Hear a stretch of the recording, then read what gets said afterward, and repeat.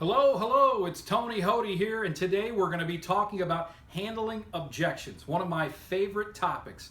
So we're going to be discussing the proper method for handling objections when you are generating leads for home improvement. So if you're out there in the field and you're knocking on doors, or maybe you're in the call center calling on the telephone, or perhaps you're out at a fair, festival, trade show, home show, some type of event, or even at a big box store. Maybe you're inside one of the retail stores generating leads in one of the stores. In any of those cases, we're going to hear the same objections over and over again. The big three, what are they? Not interested, can't afford it, and not ready right now. So we're going to tackle those three, and we're going to give you a systematic approach, a methodology that you can use to eliminate those objections whenever possible. So first and foremost, I want to talk to you about the psychology, behind how we're going to handle these objections. We're not going to use rebuttals, all right? We're not going to argue with our prospect. Instead, we're going to ask probing questions, okay? We're going to empathize first. I understand, no problem. That's completely okay.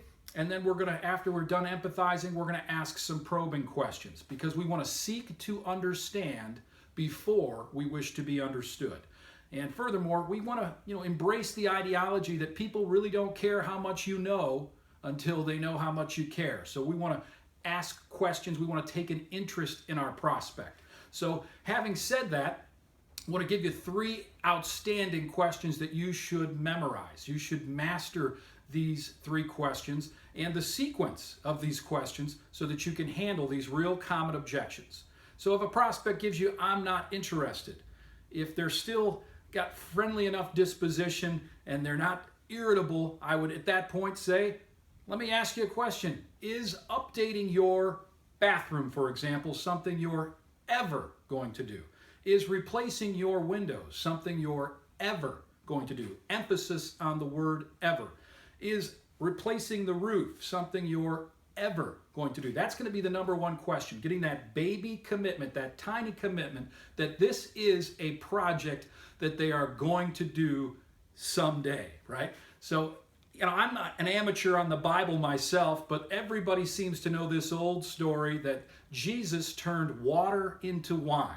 Well, what's the big secret there? He had water to start with. He had something to start with. Jesus didn't turn nothing into wine, right?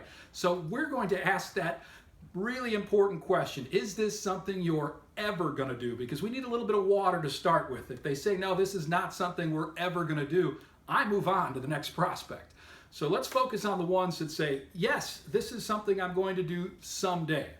At that point, we're going to ask a follow-up question. And that question is, what type of time frame or what type of timeline do you have in mind? We're going to do it your way. We're going to do it the prospect's way. We're going to get them to reveal by not backing them into a corner, but asking probing questions that make them feel comfortable revealing the truth about their situation. And what I find is that people do not think in terms of doing projects or solving problems years and years down the road. They know if they need a new roof, if they need a new bathroom, they need new windows, that they need to get on this thing pretty sooner than later, right? So they're going to tell you that they're probably going to do it in the spring. They're probably going to do it in 6 months. They're probably going to do it a year from now. These are the real common responses that we hear when people say, when we ask the question, what type of time frame do you have in mind? On occasion, we'll get a longer time frame of 2 or 3 years down the road, but that is very rare. In any case, we have now established that they are going to do the project. We've established that they're going to do it within a reasonable time frame. So we're going to follow it up with that last probing question, which is that time frame that you have established for yourself based on some estimates that you've had, or are you still kind of guessing at this point? What we're doing here is we're getting the prospect to realize that since they haven't had any prices, they really don't know if their timeline is realistic.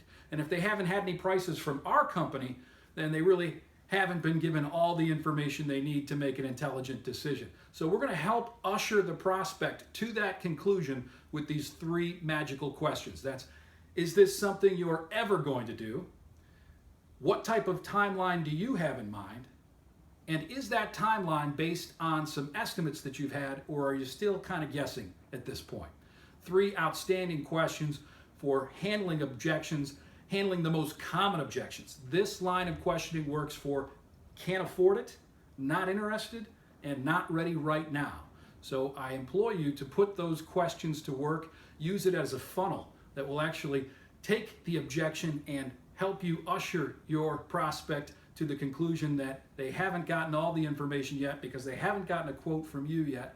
And you can explain your value of the visit, that you are going to provide a free, no obligation estimate that's going to be good for an extended period of time. This is going to help them plan and budget for the future. So even if they're not ready right now, this service is perfect for them. So hope you found this information helpful. I hope you put this content to work for you in handling of objections, and I wish you the best of luck out there.